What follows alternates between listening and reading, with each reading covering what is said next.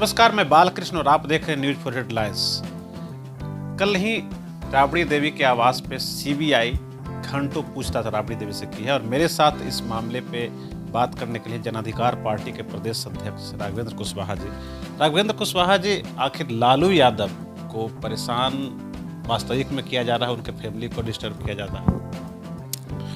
इसमें जो केंद्र सरकार की जो अभी जो पॉलिसी है उसमें साफ जाहिर हो रहा है कि लालू यादव जी को जानबूझ करके किसी साजिश का शिकार बनाया जा रहा है। जिस तरह की छोटी मोटी चीज़ों पर बहुत सारा बावेला मचाया जा रहा है, ये कोई बहुत बड़ी बात नहीं है।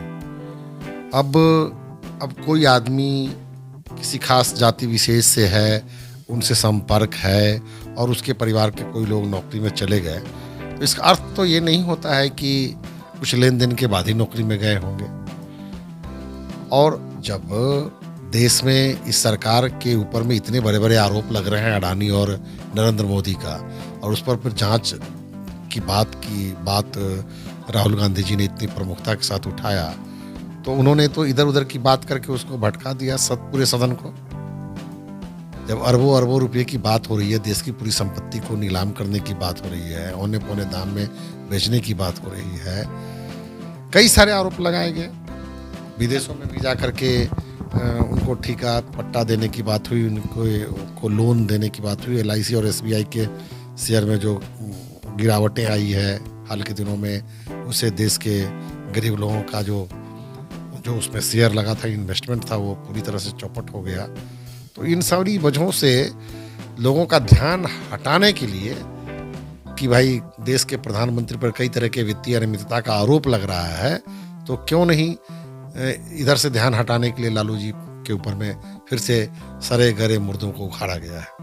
नहीं लगता है कि नीतीश जी के साथ में जब बीजेपी थी और बीजेपी की एक तरह से सत्ता जो है बिहार से छीन चुकी है, तो वो किसी न किसी तरह से नीतीश की और ये जो RJD की जो गठबंधन जो है उसकी सरकार चल रही है, उसको मतलब डिमोलिश करना चाहती है? बिल्कुल, साजिश तो इसी तरह की है।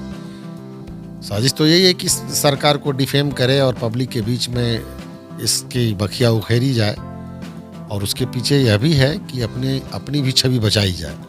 नरेंद्र मोदी की भी छवि बची रहे और इन लोगों की छवि को बर्बाद कर दिया जाए। लेकिन जनता सब कुछ समझती है, इस बात को समझ रही है कि देश में किस तरह की बात चल रही है, किस दुर्भावना से प्रेरित होकर के बहुत सारी चीज़ें चलती है।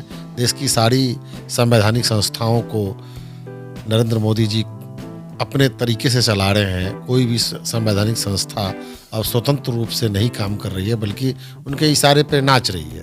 वो एकदम बिल्कुल पपेट की तरह, चाहे वो चुनाव आयोग हो, चाहे वो ED हो, चाहे CBI हो, सब उनका तोता की तरह काम कर रहा है। अभी हाल के दिनों में जो सुप्रीम कोर्ट का जो निर्णय आया है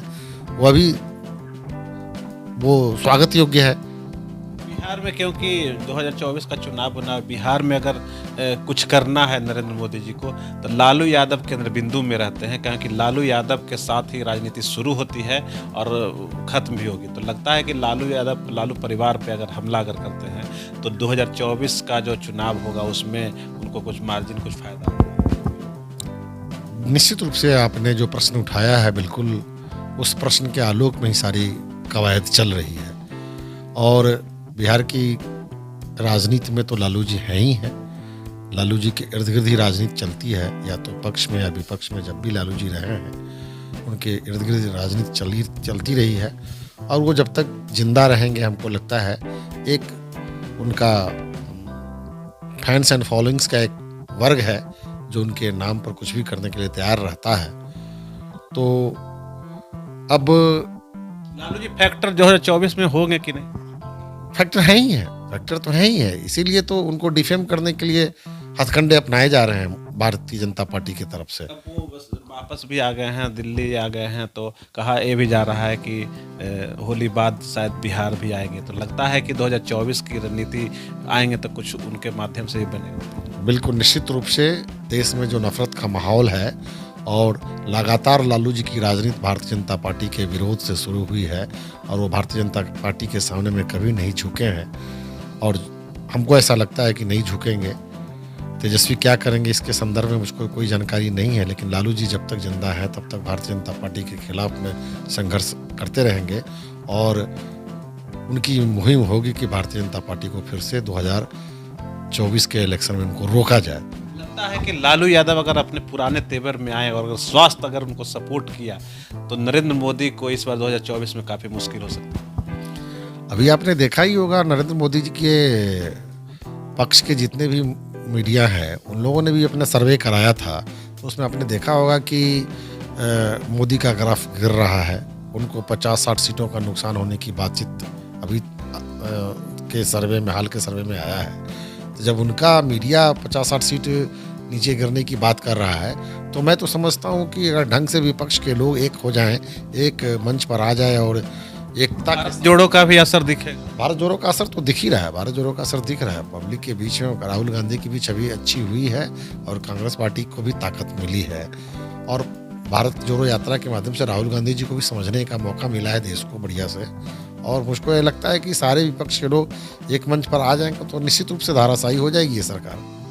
तो ये थे राघवेंद्र कुशवाहा जी। तो साफ तौर पर झलक रहा, दिख रहा है कि लालू यादव अगर फिर एक बार अपने तेवर में आएंगे तो जरूर 2024 का चुनाव में उनका असर होगा। और असर ये भी हो सकता है कि बीजेपी के जो प्रधानमंत्री अभी नरेंद्र मोदी हैं उनको मुश्किल आ सकती है। कई सर्वे रिपोर्ट भी उस तरह के आए हैं जिसमें ये बताया जा रहा है कि उनकी ग्राफ गिरने वाली है। अगर लालू यादव वास्तविक मजबूती से, ऐसे कहा जा रहा है कि होली के बाद वो बिहार भी आएंगे, और अगर बिहार आएंगे और फिर से अगर वो पहले की जैसे थोड़ा सा भी अगर मेहनत अगर करेंगे तो सचमुच बीजेपी को 2024 में उसका खामियाजा भुगतना पड़ेगा।